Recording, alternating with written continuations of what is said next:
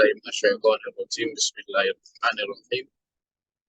Ma'ana rasuli illal balagh. Kita mantapkan di situ gitu ya. Kita lebih tekankan di situ. Betapa sesungguhnya tugas seorang rasul itu tidak banyak. Tugas rasul itu hanya menyampaikan risalah. Tugas rasul itu hanya kurir. Nah, malah Pak Guru Muhtar dulu menyampaikan tugas rasul itu hanyalah seorang suruhan pembantu ketibal kesetnya Gusti Allah. Tapi kalau istilah kerennya ya duta besarnya Allah. Tapi ya kalau melihat betapa beratnya tugas Rasul maju digilas manusia, mundur ya pasti dimurkai Allah. Betapa tugas itu, apapun istilahnya ya, Rasul hanya seorang penyampai. Rasul sebenarnya tidak dibebani untuk mengimankan orang, karena domain itu domainnya Allah. Yang bisa mengimankan orang itu Allah. Hidayah pun begitu. Allah memberi hidayah kepada siapa yang dikehendaki. Yahdi may yasha wa yudhillu may yasha. Dan tugasnya Rasul yang menyampaikan. Tugasnya Rasul apa? Memberikan teladan apa yang disampaikan. Itulah. Jadi, itu sebenarnya kalau Rasul itu mau, simpel aja sampaikan, selesai sudah. Tidak ada kewajiban Rasul untuk membimbing, mendampingi. Itu kenapa Rasul sampai sedemikian benar-benar gemati istilahnya Jawa ini. Sampai kemudian ditangisi, sampai kemudian diarahkan. Karena Rasul itu di samping seorang penyampai, setiap Rasul itu dibekali jiwa kasih. Nah, kenapa Rasul tugasnya itu hanya menyampaikan sebenarnya, hanya sending message, ya kan? Message sudah. Makanya dalam bahasa Inggris itu Rasul disebut messenger, ya kan? Messenger, penyampai pesan. Sudah. Ar-Rasul juga hanya seorang utusan. Misalnya angin. Angin kan juga di wa arsalar riyah. Kami mengutus angin. Diutus untuk apa? Membantu penyerbukan antara kuntum sari, ya antar bunga itulah. Sudah mengantarkan kelopak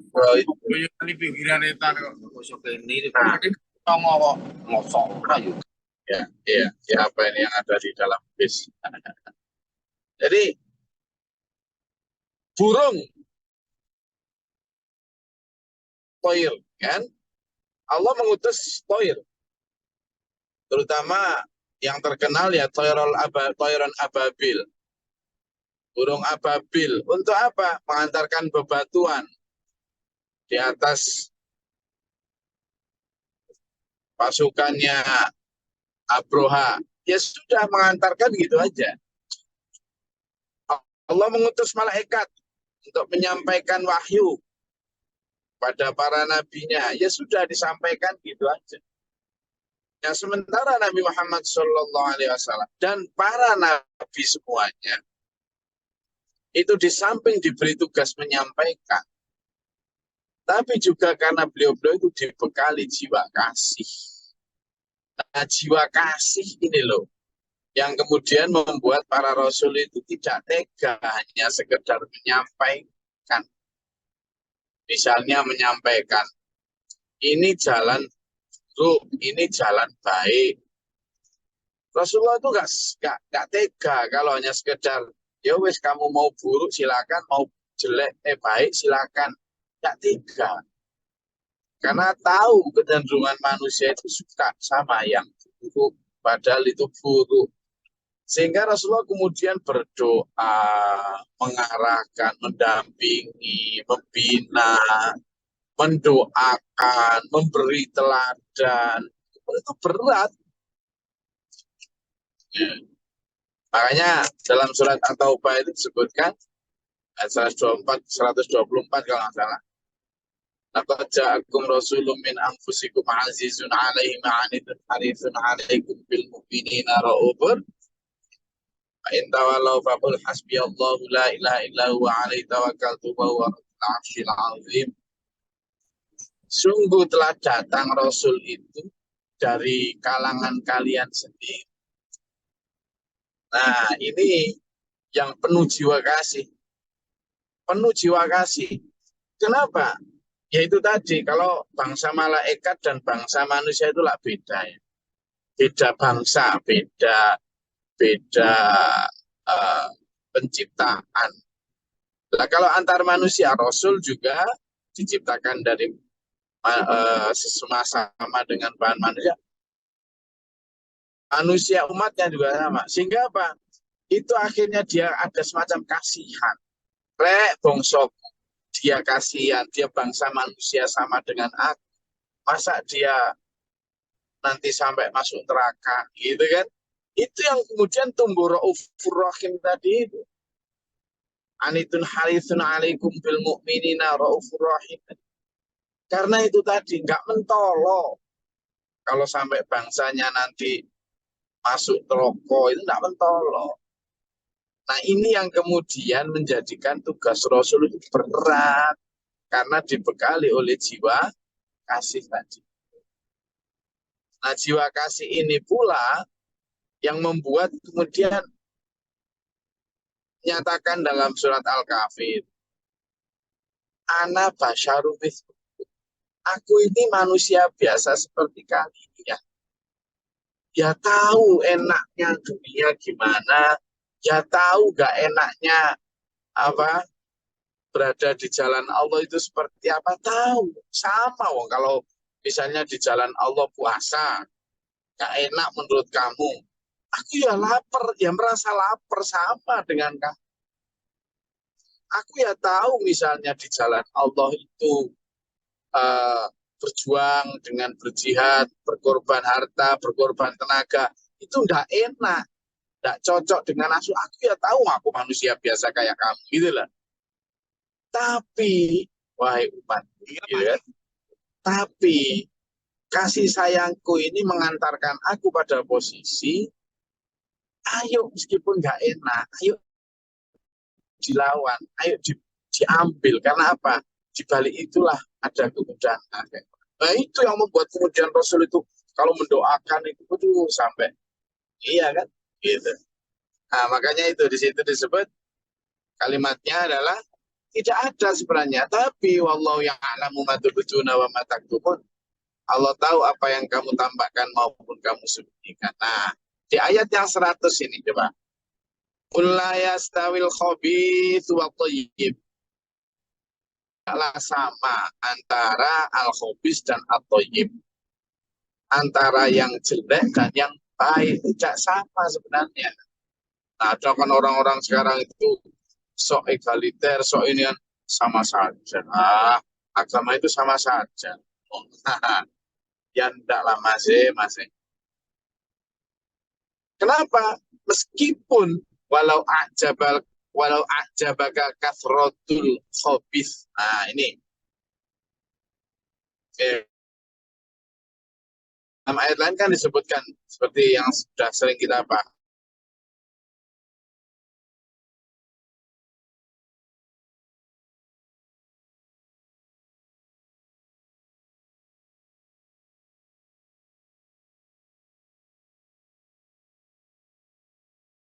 Hatimu antakrohu syai'a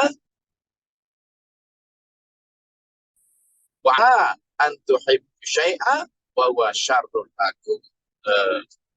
Jadi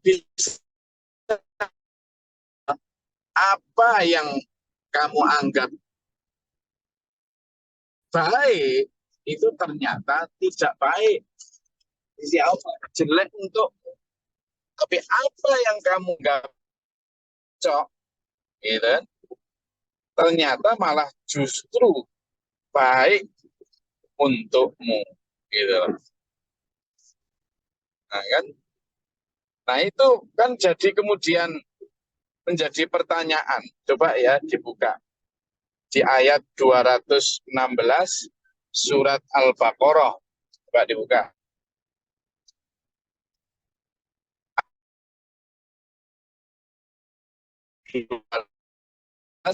Surat Al-Baqarah.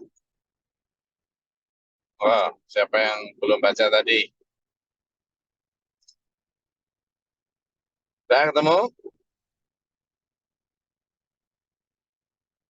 Baqarah 216. Nggih, sampun Gus. Monggo aja. A'udzubillahi minasyaitonirrajim. Bismillahirrahmanirrahim. Diwajibkan atas kamu berperang, padahal itu tidak menyenangkan bagimu.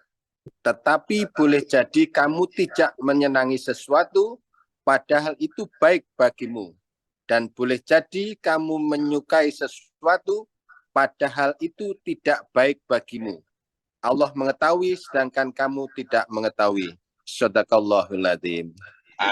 Jadi kemarin sudah kita bahas tuh tentang huffatul jannah bil makari wa huffatun nar bisyahawati.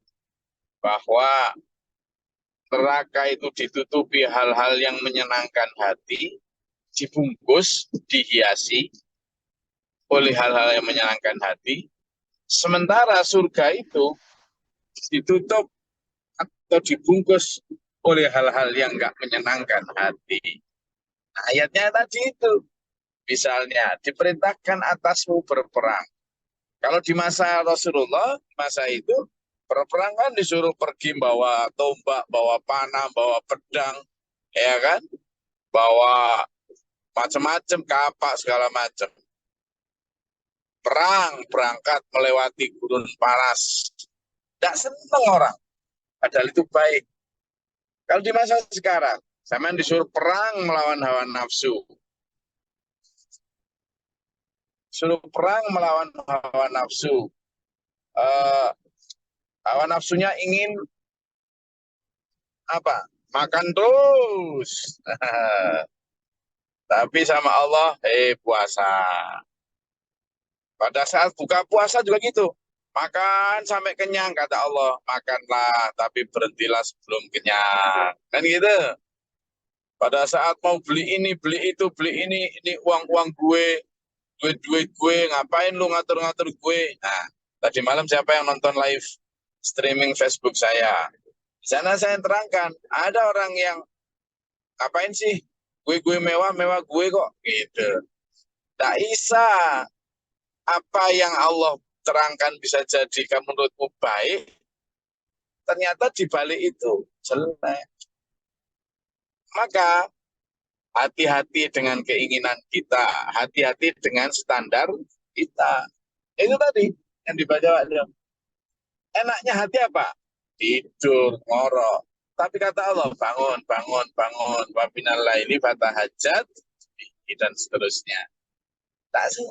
Kita lagi senang-senangnya ngumpulin harta, ngemi-ngemi ini, kata Allah, lantana lul birra hatta tunfiqu mimma tuhibbun.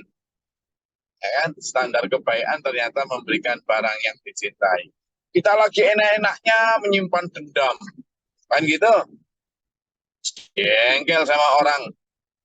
Ya walaupun aslinya nggak enak, tapi kan senang manusia kan. Kata Allah, wal afina anin nas, maafkan. Kita melepaskan amarah semau kita, kata Allah, wal kadhiminal ghaidha. Jadi itu tuh loh. Makanya hal-hal semacam ini saya tuh tadi itu pas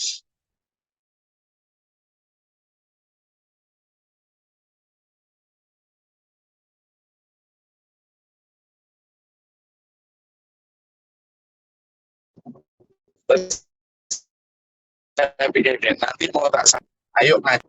Loh, iya toh. Ngajinya kita ini kayak gini, diarahkan, ditegur, sebentar, jangan lewat situ. Loh itu loh indah Gus, penuh bunga, sebentar di balik bunga itu ada jurang loh.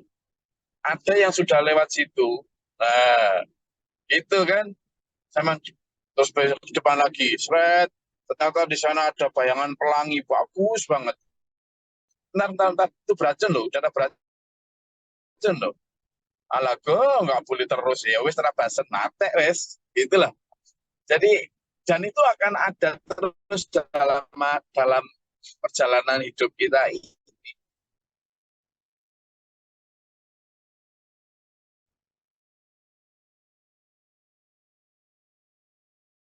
Itulah gunanya Quran. Jalan dalam kehidupan ini wanuran dan sebagai cahaya dalam gelapnya masa dunia ini. Jadi jangan bosan dulu ya. Oke. Jadi kata Allah tidak sama walau kasrut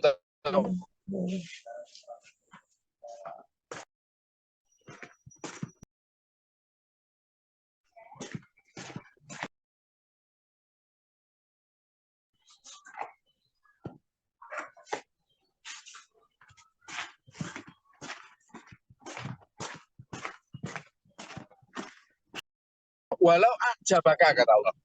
Meskipun yang buruk itu mengagumkan ya ulil albab, kenapa yang dipanggil ya ulil albab? Berakal, pakai pikiranmu, pakai akalmu, pakai daya kritis analisis kamu.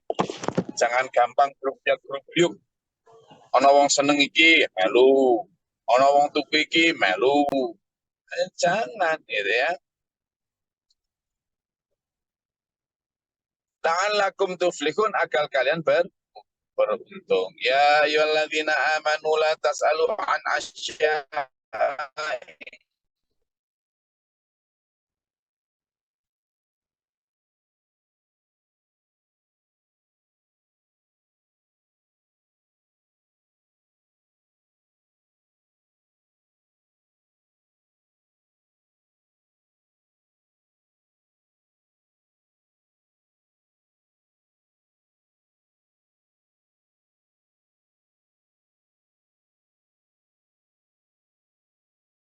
Bedalak wa in tas'alu bedalakum afallahu an.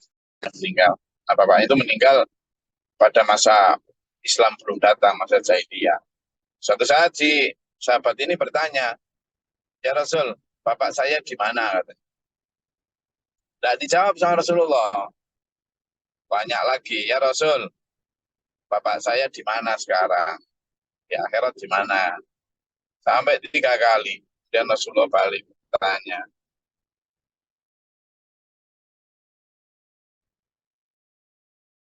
kamu, bapak saya, nasibnya gimana di akhirat? Dijawab sama Rasulullah, bapak kamu di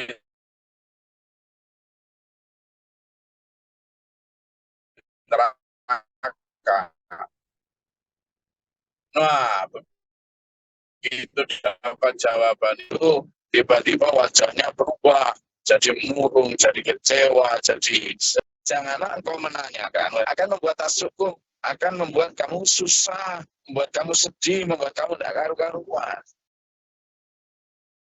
Kalaupun kamu ingin melakukan hal itu, bertanya itu, tunggu saja ketika Quran datang dengan ayat-ayatnya, itu pasti akan menerangkan persoalan-persoalan yang menjadi problematika kalian. Sudah, ikuti saja apa yang disabdakan, tidak usah melampaui hal yang belum diterangkan. Itu sudah. Kenapa? Karena banyak orang yang ketika itu diterangkan malah tidak menyenangkan hatinya, tapi malah buat susah. Gitu loh. Maka yang sudah lalu afallahu anha, Allah sudah memaafkan. Allah ghafurun halim. Sebenarnya Allah maha pengampun lagi maha penyantun. Tapi kata ayat selanjutnya, qad sa'alaha qaumun min qablikum. Sudah pernah umat-umat terdahulu itu bertanya kepada nabinya tentang hal-hal tertentu. Tapi begitu dijawab, gitu kan, Tsumma asbahu biha kafirin.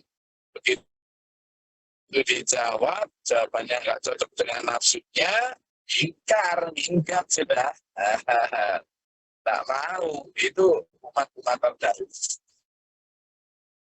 Saya jadi ingat dulu awal-awal masih ngaji di Denpasar. Ada seorang yang bertanya tentang satu hal ini. Nah, lalu saya jawab, ya waktu di pengajian itu saya jawab dengan apa adanya, hukum yang ditetapkan oleh Allah melalui Quran dan hadisnya.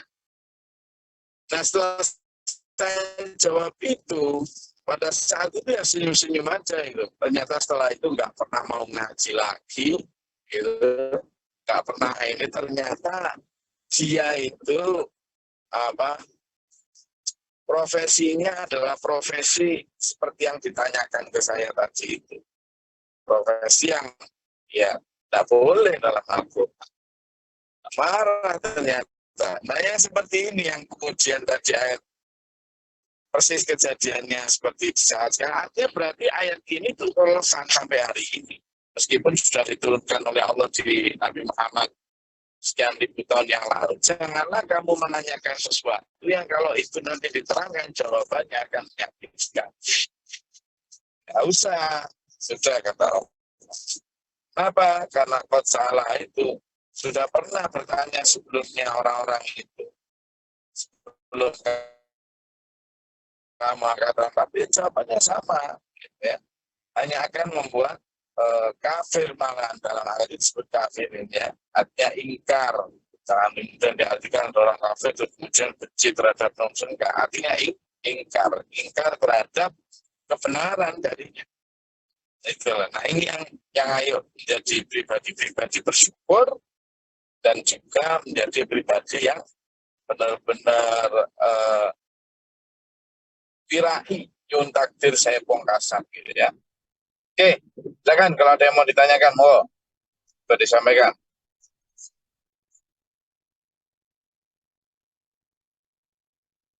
Silakan.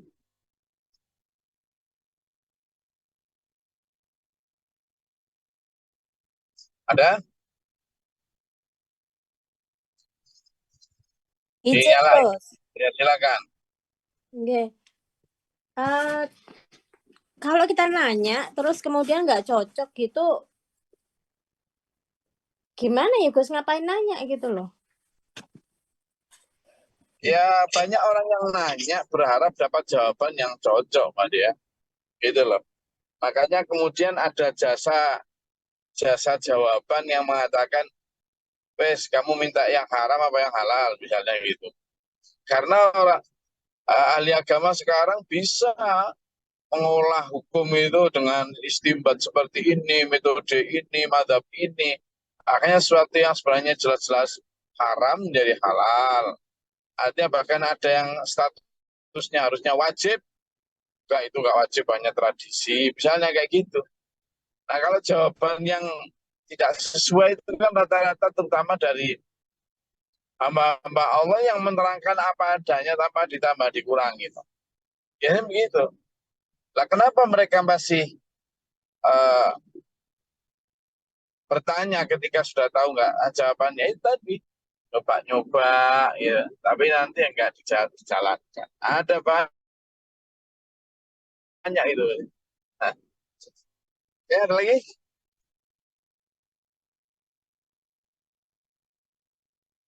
Dinyalain mikrofonnya kalau ada yang bertanya. Tidak ada?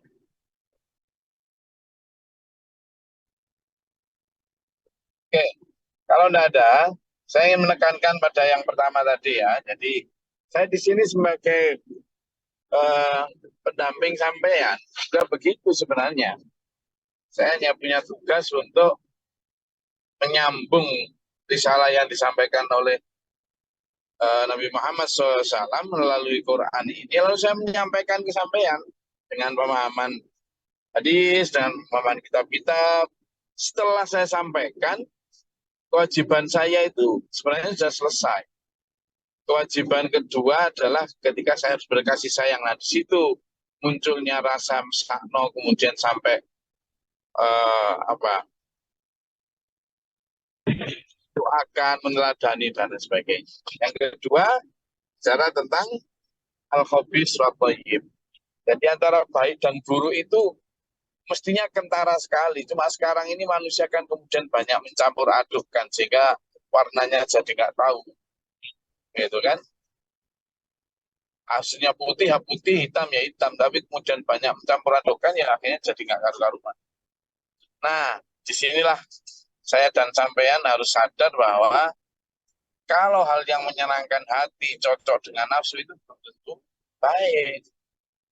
Tapi hal-hal yang kadang tidak menyenangkan hati yang dibaca Pak Saudara 19 tadi itu yang kadang justru tampak baik di hadapan Allah. Malah nanti di akhirat itu ada satu hadis disebutkan ada orang yang di dunia itu ya'malu amal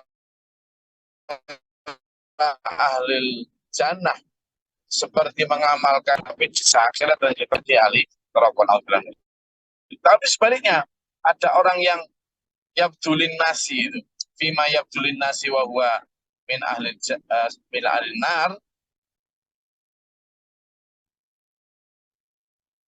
dalam pandangan manusia halayak semacam tapi surga, ahli surga. Tapi ternyata sebaliknya orang yang fima yabdulin nasi wa huwa min ahli jannah kebanyakan di luar seperti tampak sebagai ahli jannah dalam pandangan manusia baik, perlu diikuti karena fi'al sebenarnya, tapi ternyata di mata Allah wa min ahli nar, mereka adalah calon penghuni neraka. Sehingga ayo kita milih baik dalam hal perbuatan, perilaku,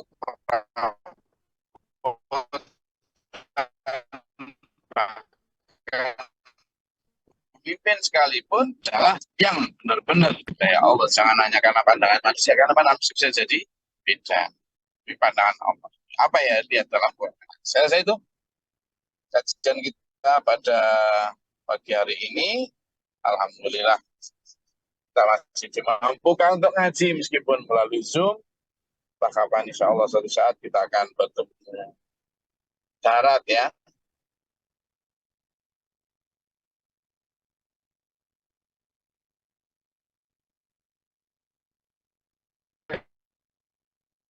Baik dunia maupun akhirat kita dalam surat Al-Sakit Laleh. Amin. Allahumma sholli wa barik alaihi. Allahumma afir lil mu'minin wal mu'minat wal muslimin wal muslimat. Allahumma atina fi man hadayta wa afina min afiyat. Wa barik lana fi ma atayta qina syarra ma qadayta fa innaka taqdi wa la yuqda alayka. Astaghfiruka wa atubu ilaika wa sallallahu alaihi wasallam. Allahumma da'fa'na al-bala wal waba bada hasina min syai'in jahbar. Rabbana la taj'alna fi qawmi dhalimin wa rahmah. Rabbana man faktubna ma syahidin rabbana la tuzigh qulubana ba'da idh hadaytana wa hab lana min ladunka rahmatan rahmatika Allahumma anzil 'alaina rahmatan wa atina Rabbana atina fid dunya hasanah wa fil akhirati hasanah wa qina adzabannar wa qina wa la ilaha illa anta